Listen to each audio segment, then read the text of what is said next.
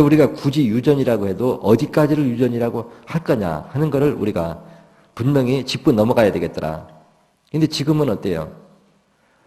예를 들어서 나도 갑상선이고 내 아버지도 갑상선이고 할아버지도 갑상선이면 이건 유전이다. 그렇기 때문에 유전자 조작을 안 하면 치료할 수가 없다. 지금 유전이라고 하는 단어를 붙이는 거는 결론은 뭐냐 하면 유전자 조작을 안 하면은 선천적으로 물려받은 거니까 치료할 수 없다 하는 쪽으로 지금 사용을 하거든요. 유전이라고 하는 질병으로 몰아붙이는 게. 근데 대부분이 해당된다는 거예요. 현대 순환기 계통의 질병이에요. 근데 이거를 이대로 놔두면 치료만 안 되면 무조건 유전 쪽으로 다 몰아붙인다 이거죠. 그래서 이거를 분명히 선을 긋자. 결국은 이제 제가 대머리에다 비유를 들어놨죠. 그게 만약 아버지가 50세 때 대머리가 되었고 또 아들이 50세 때 대머리가 되었다면 유전일까요? 하고서 질문을 던져놨죠. 정답은 반은 유전이고 반은 아니라는 것이다. 그러면 어디까지가 우리가 반이라고 하는 것도 어디까지 잡느냐 이거죠. 그 제가 이제 유전이라고 하는 거래요.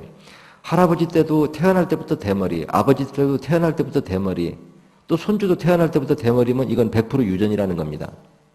그런데 예를 들어 가지고 40대 때까지는 머리가 빠지지 않다가 50세가 되니까 전부 빠졌다. 이러면 이거는 전부 후천적이지 그걸 완전히 유전이라고 할 수가 없다는 겁니다.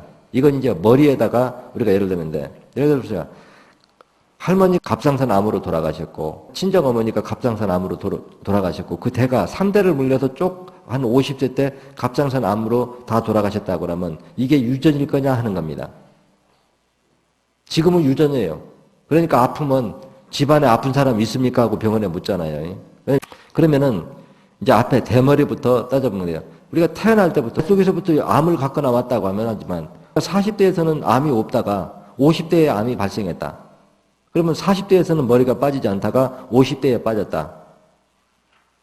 이거를 우리가 어떻게 읽어내야 되느냐 하면은 이제 머리부터 이게 설명해 주면 그렇거든요. 이게 유전이라고 하는 거는 두피 쪽에 다른 사람에 비해서 모세혈관이 가늘게 분포한 데까지는 유전이고 그래서 모세혈관이 가늘다 보니까 후천적으로 어혈이 생겼을 때 그 어혈은 항상 혈관이 좁은 곳에서부터 먼저 쌓인다. 그래서 어혈이 차츰차츰 우리가 한 40대쯤 살면 어때요? 이런저런 이유에서 어혈이 쌓이는데 우리 몸 중에서 모세혈관이 가장 적게 분포되고 가늘게 분포된 선부터서 어혈이 쌓여서 혈관을 막으면 피가 못 들고 산도가 높아져서 산에 의해서 영양 공급이 파괴되고 모근이 약해져서 머리가 빠지는 것이 바로 대머리다. 이렇게 정의를 내리면 어떻게 할 수 있느냐? 어혈이 생긴 건 후천적인 거예요. 그렇죠? 그러면 이걸 후천적으로 할 수 있다고 하면 뒤에 얘기하는 거 있잖아요. 혈관이 가늘어도 생혈이라면 통과한다. 그러면 왜냐 한번 따져보면 생각해 보세요. 세포가 분열을 하면은 그 분열하면 먹어야 되겠죠. 그 혈관을 만들었어요. 그러면 영양 공급 받을 만큼 혈관 굵기를 만들었겠죠. 그러니까 이미 혈관이 있다는 사체는 어혈만 없으면 통과할 수 있다. 이런 답이 나오는 거예요. 근데 이제 이렇게 만들어진 혈관도 온도에 따라서 수축되고 확장될 수가 있다는 겁니다. 그래서 그 배열 자체가 좀 촘촘히 배열된 데는 어때요? 온도가 좀 높을 테고, 좀 배열된 데는 온도가 떨어지니까 수축될 수 있다는 거죠. 그래서 이런 주변 환경이나 배열이 이렇게 문제적으로 있어가지고 좀 혈관이 적게 분포된 데가 온도가 떨어지고 혈관이 수축되면 어혈이 거기서 쌓인 게 원인이다. 그럼 이 이론이 맞는지 안 맞는지는 머리가 그렇게 빠지기 시작할 때, 이렇게 쉽게 얘기해서 할아버지가 대머리고 아버지가 대머리고 손자 때 50대에서 머리가 빠지기 시작하면 그때 가서 1번하고 17번을 빼줘보라는 거예요. 대머리가 되는가 안 되는가. 안 된다는 겁니다. 빠지기 시작하다가도. 그러면 피만 돌게 해주면 머리가 다시 자란다고 하는 거를 이걸 유전이라고 그대로 해줄 수 있느냐.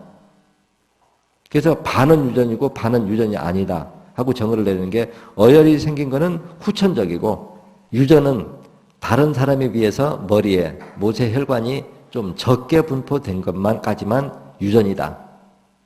그렇지만 혈관이 좁아도 어혈만 빼줘서 맑은 피만 돌게 하면 다시 머리도 나게 할 수 있다. 그럼 이 논리를 그대로 어머니도 갑상선이야. 할아버지도 갑상선, 아버지도 갑상선, 손자도 갑상선 됐습니다. 그럼 이거는 어떻게 유전과 유전이 아닌 걸로 풀어야 될까요? 그래서 이제 여기서 우리가 보면 이제 우리가 결과만 나면 그렇거든요. 그래서 8번 신간혈이 있는 쪽이가 피가 좀 도는데 다른 데 비해서 혈관이 좀 가늘고 막히기 좋은 조건까지는 받은 것까지는 유전이라는 겁니다. 두피에 어혈이 쌓이는 이치나 마찬가지라는 얘기죠. 그래서 다른 부위에 비해서 8번 신간혈 쪽으로 혈관이 가늘게 분포됐고 어떤 이유에서든 그쪽으로 피의 흐름에 장애를 받을 때 어혈이 거기서 막혀서 신장 기능이 떨어지면 신장 기능이 떨어진 합병증으로 우리가 갑상선이 연쇄적으로 일어나는 거다. 이렇게 봐야 된다는 거예요. 그럼 이렇게 풀으면 뭐가 다를 수 있느냐? 기존 현대의학처럼 우리가 유전이라고 하고 말아버리면 유전자를 바꾸기 전까지는 이거를 갖다 연결고리를 끊을 수가 없죠. 끊임없이 그 나이가 되면 모두가 갑상선 아니면 암이 말해도 다 죽을 수밖에 없는데 저같이 이런 식으로 풀어놓으면 어떡하느냐. 미리 빼주면 그 병 안 온다는 겁니다. 정답은.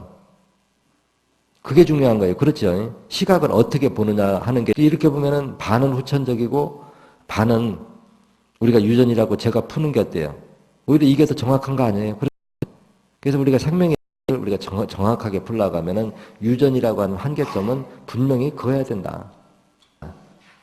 그러면은 이제 또 유전이 뭐냐면 뱃속에서 나올 때부터 우리가 소아마비로 돼서 나왔다. 이거 유전일까요? 아니죠.